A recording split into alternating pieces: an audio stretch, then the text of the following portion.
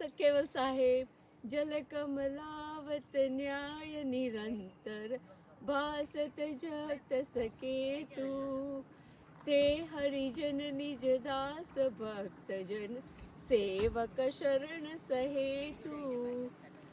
This chapa is from Vishwabodh Chosra, where Param Guru says, stay like Jal Kamlavat.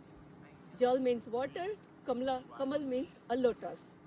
So just like how lotus grow in swamp water and keeps his beauty intact, so you live in this world and stay peaceful, calm and realize your own સ્વરૂપ.